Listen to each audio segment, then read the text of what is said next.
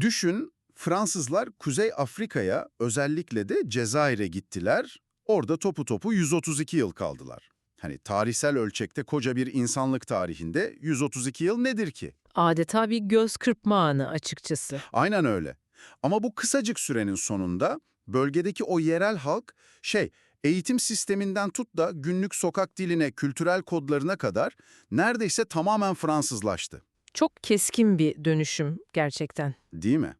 Şimdi zihnindeki haritayı biraz sağa ve yukarı kaydır. Osmanlı İmparatorluğu'na, özellikle de Balkanlara bakalım. Aynı Osmanlı o coğrafyada tam 500 yıldan fazla hüküm sürdü. Dile kolay, yarın milenyumdan bahsediyoruz. Tam olarak öyle. Ama bu 500 yılın sonunda Osmanlı oradan çekildiğinde bir bakıyoruz, o Balkan topluluklarının ne dilleri değişmiş, ne dinleri değişmiş, ne de o bin yıllık kültürel kodları. Ortada devasa bir imparatorluk var ama asimilasyon sıfır. Evet, ortada asimilasyon yok. İşte bugün bu derinlemesine analizde masamızdaki tüm tarihi kaynakları tek bir kışkırtıcı soruyu çözmek için bir araya getiriyoruz. Acaba Osmanlı İmparatorluğu tebaasını asimile etmediği, onları zorla Türkleştirip Müslümanlaştırmadığı için mi yıkıldı? Yoksa bu asimile etmeme felsefesi, onun o kaotik topraklarda 500 yıl boyunca ayakta kalmasını sağlayan asıl sırrı mıydı? Aynen. Bugün asıl derdimiz bunu çözmek. Bu gerçekten üzerine günlerce konuşulabilecek ezber bozan bir soru.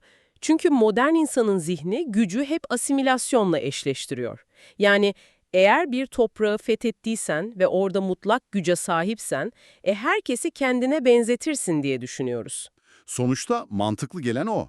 Güçlüysen kuralları sen koyarsın. Asimile etmemek, Osmanlı'nın kuruluşundan itibaren böyle aman unuttuk veya gözden kaçırdık diyerek yaptığı bir hata falan değildi. Başından sonuna kadar son derece planlı, mekanizmaları ince ince kurulmuş bir devlet politikasıydı. Bilinçli bir tercihti yani. Evet, tam anlamıyla bilinçli. Bunun merkezinde de istimalet dediğimiz bir kavram yatıyor. Yani meylettirme, cezbetme, gönül alma.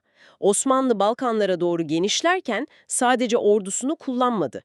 Gittiği yerdeki gayrimüslim halkın inancına, kilisesine, gündelik yaşamına hiç dokunmadı. Hı. Üstelik bu hakları bizzat padişah fermanlarıyla, yani devlet garantisi altına aldı.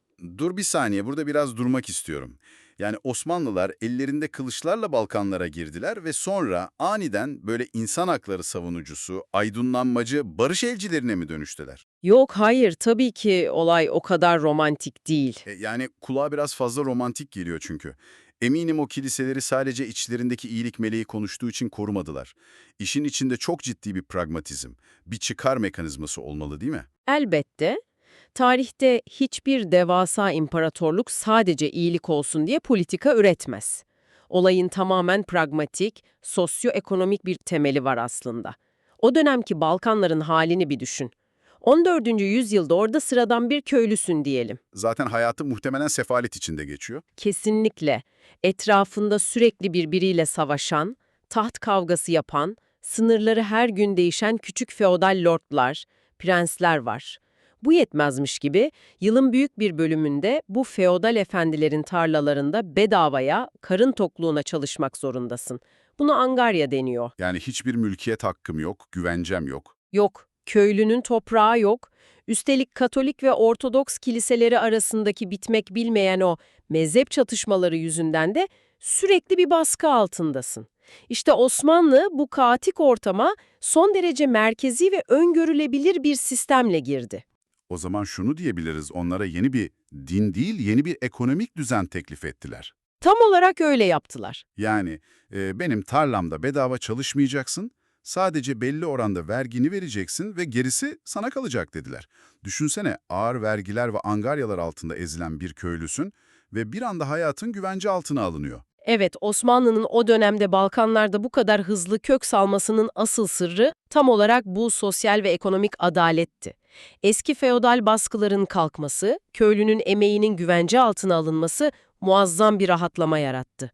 İnsanlar o asırlardır süren kargaşadan sonra merkezi otoritenin kurduğu bu sistemi bir nevi kurtuluş olarak gördü. Valla çok mantıklı. Sana kaynaklardan çok spesifik gündelik bir örnek vereyim hatta. 16. yüzyılda Macaristan'daki pazar yeri kayıtlarını incelediğimizde çok ilginç detaylarla karşılaşıyoruz. Düşün ki aynı pazar yerinde domuz eti satan yerel bir Macar kasap ile koyun eti satan Müslüman bir Türk kasap yan yana dükkanlarda hiçbir gerilim yaşamadan ticaret yapabiliyor. Yok artık. Yan yana dükkanlarda.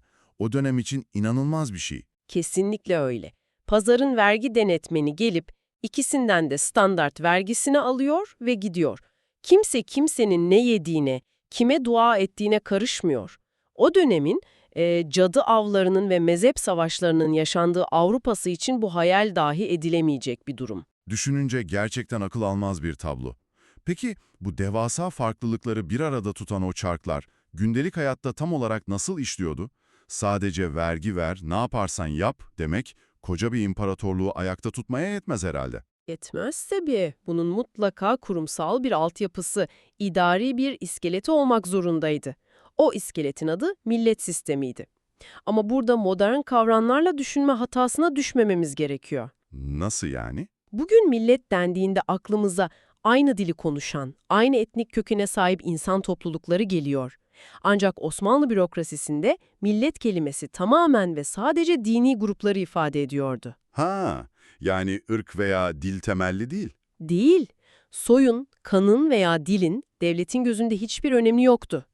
Yani devlet seni Sırp, Yunan veya Bulgar olarak kodlamıyordu, öyle mi? Hayır, asla kodlamıyordu. Devlet seni sadece Ortodoks milletinin bir parçası olarak görüyordu. Hatta Ermeniler üzerinden gidelim, bu çok daha çarpıcı bir örnektir. Evet, orada durum biraz daha farklıydı sanırım. Çok farklıydı. Osmanlı Devleti etnik olarak tamamen aynı olan Ermenileri tek bir grup olarak yönetmedi. Eğer sen Katolik bir Ermeniysen farklı bir millettin, Protestan bir Ermeniysen bambaşka bir millettin. Sistem bütünüyle hangi ibadethaneye gittiğin üzerine inşa edilmişti. Anladım. Ve bu ibadethanelerin liderleri, mesela İstanbul'daki Ortodoks Patriği sadece ruhani bir lider değildi. Devletin gözünde o, kendi cemaatinin vergilerini toplayan, onların kendi içlerindeki evlenme, boşanma, miras gibi hukuki anlaşmazlıklarını kendi mahkemelerinde çözen çok güçlü bir devlet memuruydu aslında. Pekala, bunu biraz açalım. Bunu daha iyi kavramak için günümüz dünyasından bir analoji yapacağım. Tabii, dinliyorum. Bu anlattığın sistem bana günümüzdeki devasa bir şirketler grubunu, bir tür holding modelini anımsatıyor. Yani İstanbul'daki padişah ve divan bu holdingin yönetim kurulu. Sen de diyelim ki Rum Ortodoks milleti olarak bu holdingin Yunanistan veya Bulgaristan şubesini yöneten özerk bir alt şirketsin. Çok iyi bir yaklaşım. Eğer sen merkeze, yani padişahın holdingine sadık kalırsan ve o çeyrek bilançolarını, yani vergilerini eksiksiz teslim edersen, yönetim kurulu senin kendi içinde hangi dili konuştuğunla zerre kadar ilgilenmiyor. İşe alımlarını nasıl yaptığın tamamen sana bırakılmış. Holdingin tek derdi o çarkların dönmesi. Nasıl sence? Uydu mu bu benzetme? Harika uydu. Çok başarılı bir benzetme. Gerçekten de mekanizma tam olarak böyle çalışıyordu. Eğer o alt şirket merkezi otoriteye isyan etmez ve ekonomik yükümlülüklerini yerine getirirse, holding onun iç işleyişine, diline, din eğitimine asla müdahale etmezdi. Tıkır tıkır işleyen bir sistem. Kesinlikle Ermeni, Rum veya Yahudi cemaatleri kendi okullarını kendileri kuruyor, kendi dillerinde, kendi müfredatlarıyla eğitim veriyorlardı. İyi de madem ellerinde bu kadar güç var, neden herkesi Türkçe konuşmaya ve İslam'a geçmeye zorlayıp o alt şirketleri tamamen merkeze dönüştürmediler? Açıkçası benim toprağımda yaşıyorsan benim dilimi konuşacaksın demek, isyan riskini uzun vadede çözmek için çok daha mantıklı gelmiyor mu? Fransızların yaptığı gibi. Aynen Cezayir'de yaptıkları gibi. Neden bu mutfak gücü kullanıp herkesi standartlaştırmadılar? İşte harika bir noktaya parmak bastın, çünkü neden asimile etmediler sorusunun cevabı sanılanın aksine sadece bir hoşgörü meselesi değil. Bu durum tamamen dönemin ekonomik altyapısıyla ilgili. Ekonomi her şeyin başı diyorsun. Her zaman öyledir. Bak, demin Fransa'dan bahsettin. Asimilasyon, özellikle de dil ve eğitim standartizasyonu aslında sanayi devrimi sonrasının modern ekonominin bir dayatmasıdır. 19. yüzyılda sanayileşen Fransa'yı bir düşün. Ülkenin her yerine devasa fabrikalar kuruyorsun, madenler açıyorsun. Devasa demirmolu ağları çekiyorsun bir de. Aynen. Bu devasa makineyi işletmek için neye ihtiyacım var? Tabii ki herkesin aynı talimatı okuyabilmesine, aynı dilden anlamasına ihtiyacım var. Kesinlikle. Fabrikadaki binlerce işçinin aynı makine kullanım kılavuzunu okuması lazım. Tren makasçısının merkezden gelen telgrafı anında anlayıp uygulaması lazım. Yani bürokrasiyi, eğitimi tek bir dilde standartlaştırmak ekonomik bir zorunluluktur modern devlet için. Doğru. Oysa Osmanlı İmparatorluğu hiçbir zaman böyle bir sanayi devrimi yaşamadı. Sistem bütünüyle geleneksel, toprağa dayalı bir tarım ekonomisiydi. Şimdi düşün, Balkanların Sarp dağlarında küçük bir köyde buğday eken Sırp bir çiftçinin Türkçe bilmesine devletin neden ihtiyacı olsun? Yani o çiftçi buğdayını kendi yerel dilinde konuşarak da pekala ekip biçebilir. Türkçe bilmesi o buğdayın verimini arttırmayacak ki. Tam olarak bu. Tarım İmparatorluğunda üreticinin dilinin ne olduğu vergi gelirini hiç değiştirmez. Devletin o çiftçiden tek bir beklentisi var. Toprağını terk etme, üretmeye devam et ve vergini düzenli öde. Mantıklı. Zaten herkesi asimile etmeye çalışmak da çok ciddi bir masraf olmalı, değil mi? Kesinlikle öyle. Zorla birilerini asimile etmeye çalışmak inanılmaz pahalı ve yorucu bir süreç.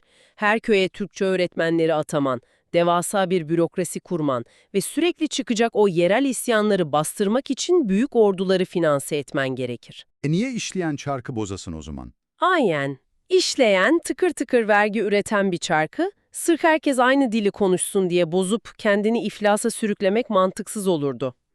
Yani olay sadece ne kadar hoşgörülüyüz meselesi değil, açıkçası bu işin maliyeti getirisine değmez, bırakalım herkes bildiği gibi üretsin pragmatizmiydi. Evet, pragmatizm. Peki bunun arkasında yatan büyük devlet felsefesi neydi?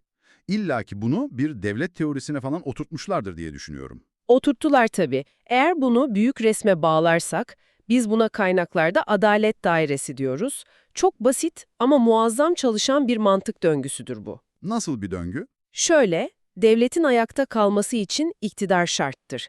İktidar ancak güçlü bir orduyla sağlanır. Orduyu beslemek için para gerekir. O parayı sağlayacak olan şey refah üreten, toprağı işleyen halktır. Hepsi birbirine bağlı yani. Evet. Ve o halkın refah içinde üretmeye devam etmesi için tek bir şart vardır: adalet. Eğer adaleti bozar, köylünün inancına, diline veya malına müdahale edersen, köylü toprağı bırakır veya isyan eder. Üretim durur, para gelmez. Ordu dağılır ve iktidar çöker. Adalet dairesi budur işte. Yani devlet için adalet, herkesi birbirine benzetmek, tek tip bir toplum yaratmak değil. Tam tersine farklılıkları koruyarak sürdürülebilir bir denge kurmaktır. Vay canına. Adalet dairesi gerçekten müthiş bir modelleme. Ve aslında bu asimilasyon yapılmadığının matematiksel olarak da çok net bir ispatı var elimizde. Evet, orası çok çarpıcı. İncelediğimiz analizlerde geçen o istatistiği konuşalım istiyorum. Çünkü o oran durumun boyutunu inanılmaz netleştiriyor zihinde. Tarihçilerin ortaya koyduğu o modelleme her şeyi özetliyor aslında. Farz edelim ki Osmanlı Devleti o 500 küsür yıllık Balkan hakimiyeti boyunca çok değil, sadece yılda %1 oranında asimilasyon yapsaydı. Yılda %1 mi? İlk duyduğunda kulağa çok masum, çok düşük bir oran gibi geliyor. Hani 100 kişiden sadece birini ikna etsen yetecekmiş gibi. Aynen öyle. Altını çiziyorum, yılda sadece %1'lik bir Türkleştirme politikası izleseydi.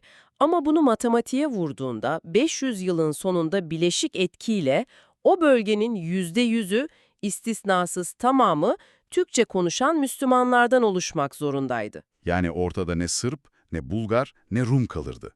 Tam bir kültürel tek tiplilik olurdu. Kalmazdı. Oysa yüzyıllar sonra bile 19. yüzyılın sonlarında, 20. yüzyılın başlarında Osmanlı o topraklardan çekilirken bir bakıyoruz o halkların dilleri, yerel şarkıları yüzlerce yıl öncesinde nasılsa tamamen aynı canlılığıyla duruyor. Gerçekten inanılmaz. Bu durum bize imparatorluğun asimilasyonu bir devlet aygıtı olarak hiç kullanmadığının en somut kanıtıdır. O zaman şu ana kadar çizdiğimiz tabloya bakarsak, Hikayenin bu noktasına kadar her şey gayet yolunda. Asimile etmemek Osmanlı'nın süper gücüydü diyebiliriz. Peki ne oldu da bu süper güç, holding tıkır tıkır işlerken günün birinde onların kriptoniti haline geldi? O dinamiti ne ateşledi diyorsun? Aynen. O sadık köylüler nasıl oldu da birdenbire silaha sarılıp isyan etmeye başladılar?